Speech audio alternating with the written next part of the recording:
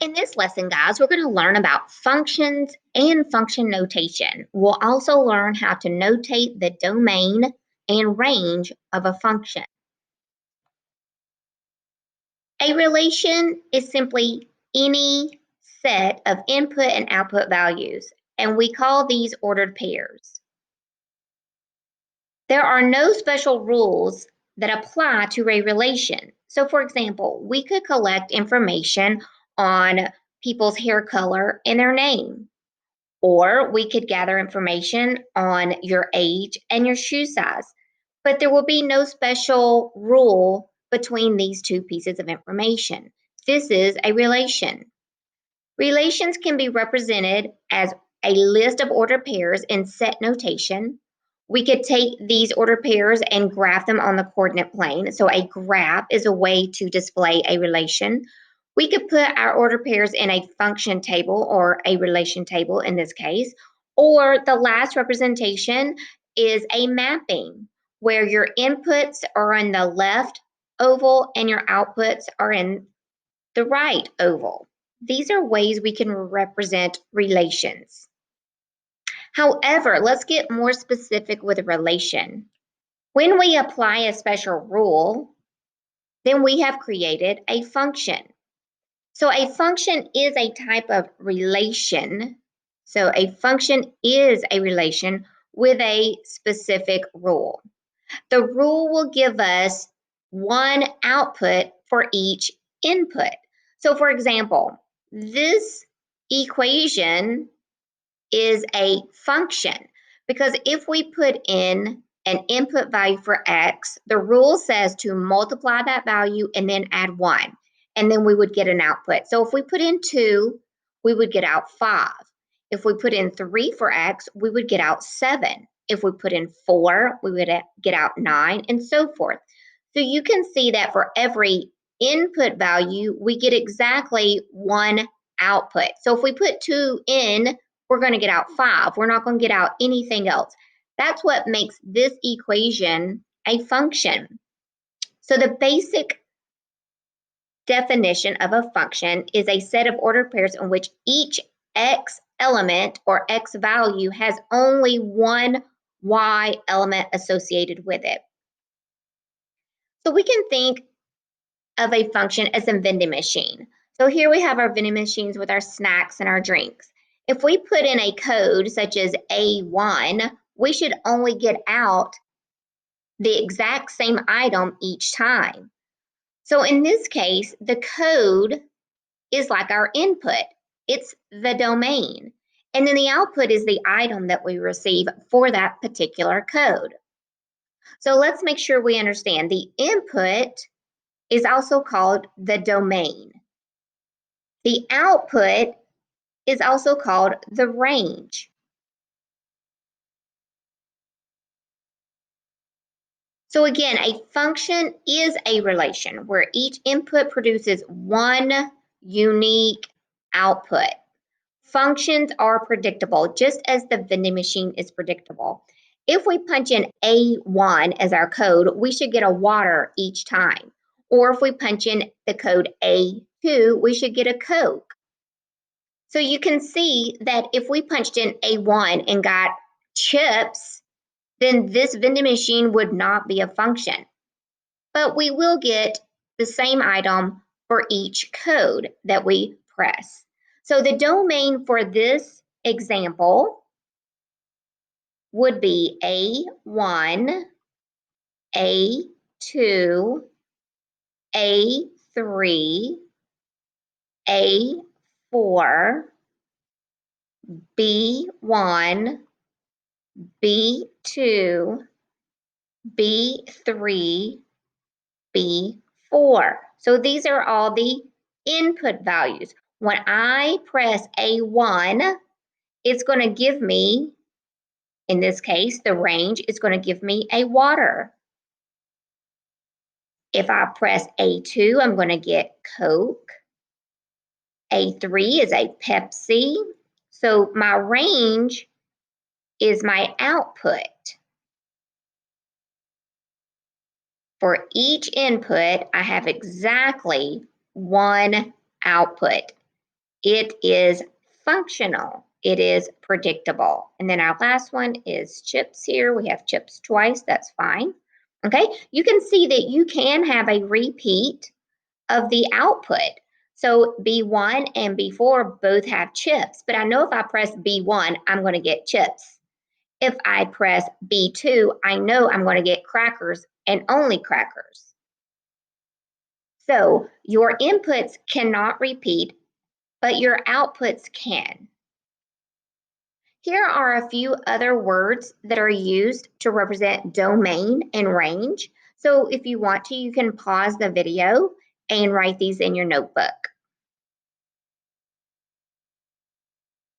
Okay, let's take a look at a very common test that lets me know if my representation, in this case a graph, is a function or not. It is called the vertical line test. So if I create a vertical line down anywhere on my graph, if it intersects more than one place, then my graph is not a function. So you can see here that if I do, and I'm going to do the best I can with my vertical line. If I do a vertical line, it intersects at two places. So this point would be -4,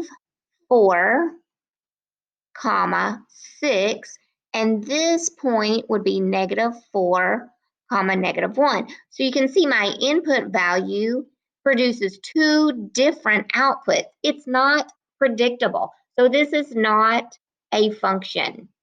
It did not pass the vertical line test. On my next example, no matter where I draw a vertical line, it only intersects one point.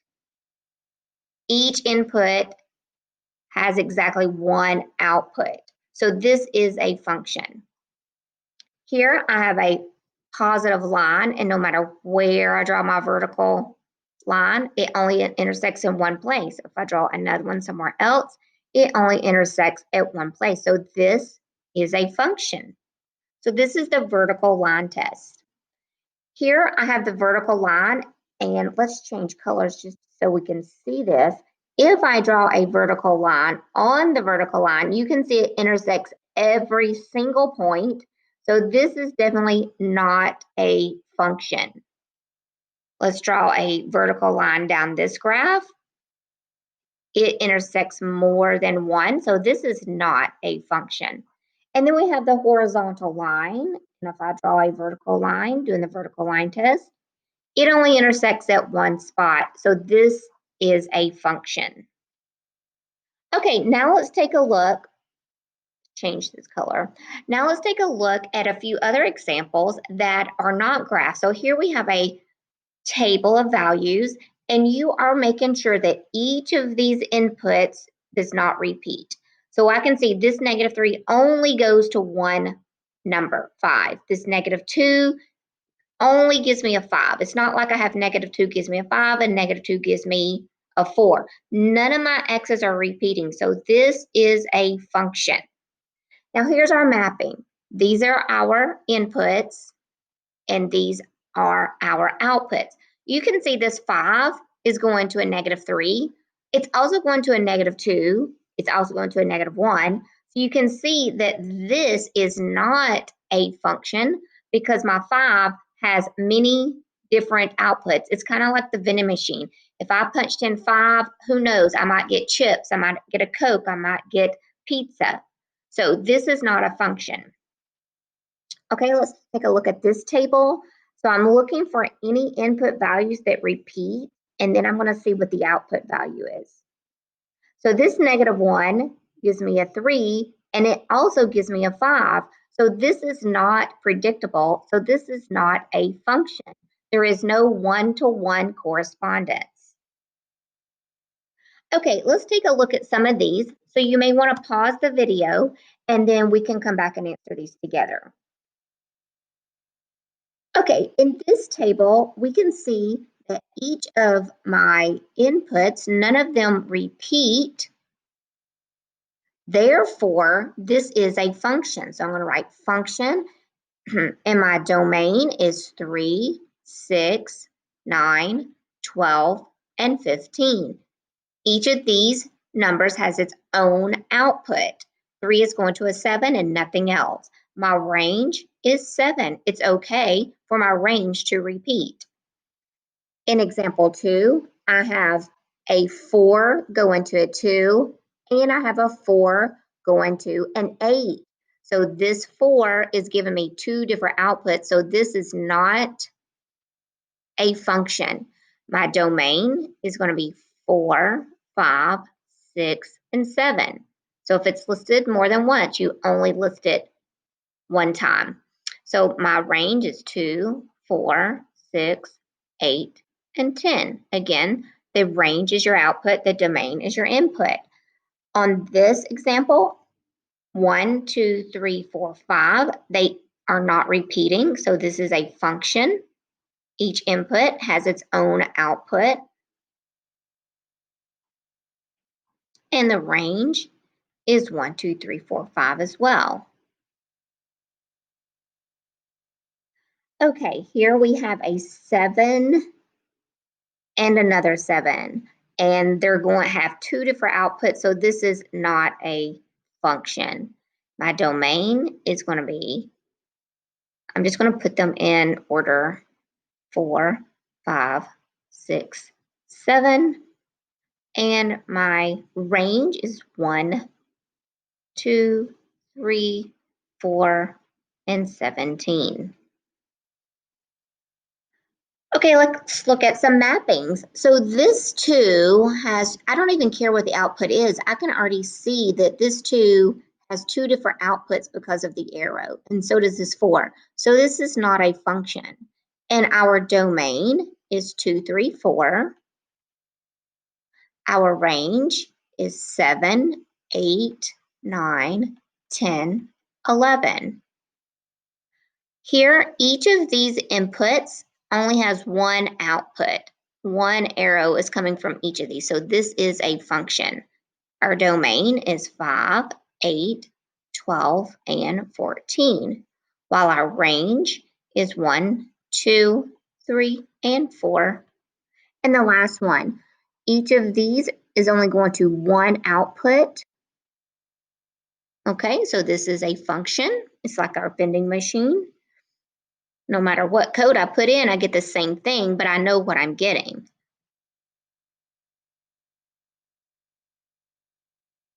And the range is 14. So these are called mappings. Okay, let's take a look at a graph, and we'll use the vertical line test. So you can see here, and I want to switch up colors right quick.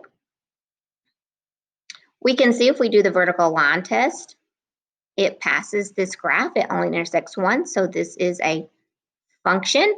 And the domain, so when you ask for the domain in a graph, I always say, how far left does this graph extend? So this graph is going forever to the left, so negative infinity, and then it goes forever, extends ever to the right. I keep going, and so that's positive, so all real numbers. The range, remember to ask your lowest number first, so how far down does this graph go? It's going approaching and getting closer to negative infinity. And then how far up does the graph go? It goes forever up. So all real numbers. Okay, number 10, if I do a line, it passes the vertical line test. This is a function.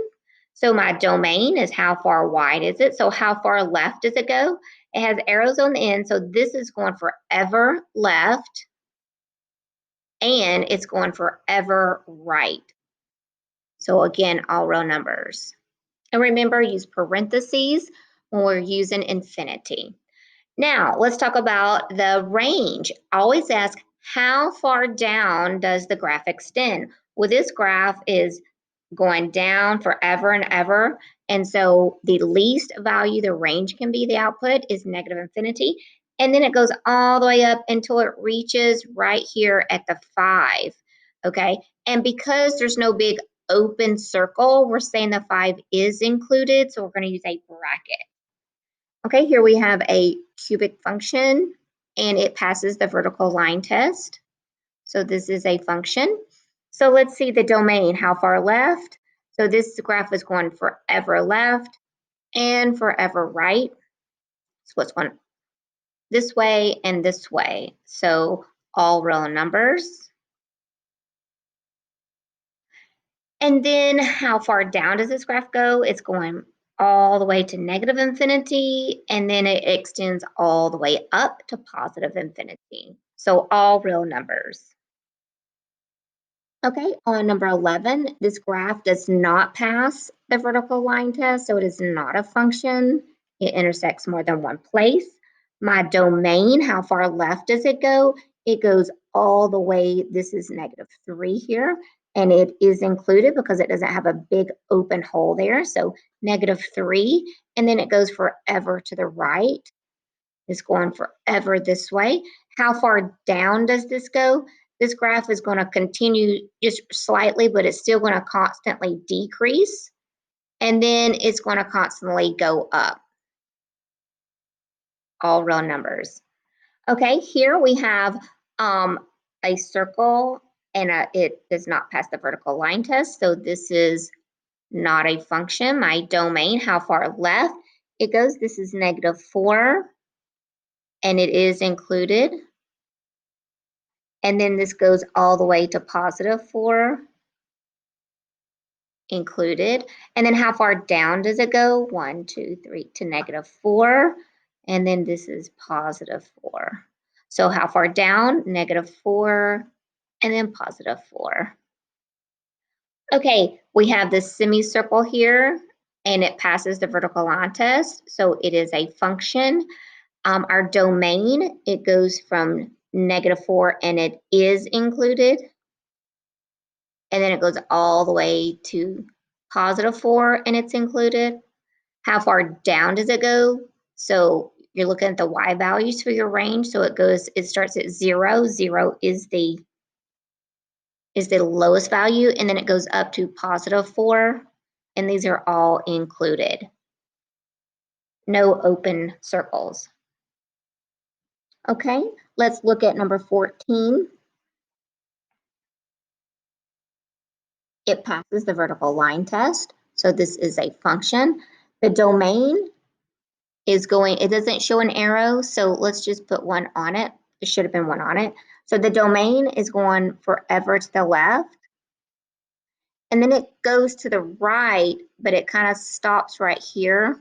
Okay, like this is the stopping point. And remember, domain is your x value. So when you're doing domain, only look at the x-axis. So this is a +3, and it's open, so it's not included. So parenthesis. How far down does this graph go? Again, range, you're looking at the y-axis. What can my range be? It's going forever down, just creeping slowly. And let's go ahead and talk about this. This may be a little early, but you guys can do it. This is an exponential function, and actually this doesn't continue going down forever. It gets closer and closer to this dotted line called an asymptote. Again, we'll look at this in a unit later in the year. And this is going to be y equals 1, 2, 3, -3. So the asymptote is y equals -3. So guys, it gets closer and closer to -3, but it never touches or passes. That's what an asymptote is. So the lowest it can be is -3, but it can't be -3 because it just approaches it here. And then it goes forever until we get to the 5. Again, your range is, you're only looking here on the y-axis for your range, how far down to how far up it goes. And it goes to 5, but 5 is open, so we're going to use a parenthesis. So let's change colors right quick so we can note this. So here, between here and here is my range. And then let's take a look, let's use green. So, and then for my domain, it's here, but then it keeps going forever that way. Okay, so again, domain is the x-axis, the inputs, and the range are just your y values. Okay, number 16, this passes the vertical line test. It only intersects once, so it's a function. My domain, again, only going across. So this goes from -4 to +4, but this -4 is not included, but this +4 is included, so we're going to use a bracket. And then how far up and how far down. Let me grab a different color here. So how far down does it go? 1, 2, 3, this is -4. So from -4 to 0, and the -4 is not included. So we're going to use a parenthesis. So -4 up to 0, and 0 is included. Okay, and then we have this parabola, and it does pass the vertical line test. It is a function. So how far left? Okay, again, we're only looking, so we're going to be looking at this line and this line. This is the domain. So from -5, not included because it's open, all the way to 1, and it is included because it is closed here. And then our range, how far down does this go? Our graph goes to -6, and then it goes up to, this is a 3. So the least it can be is -6, and it is included because there's no big open hole here. So we're going to say -6, and then it goes all the way up, and we have one open and one closed. We're just going to go with the open one, and so that's 3. Because it can be included here, but not here. So we're just going to go with open. And we will come back for the next part of this lesson.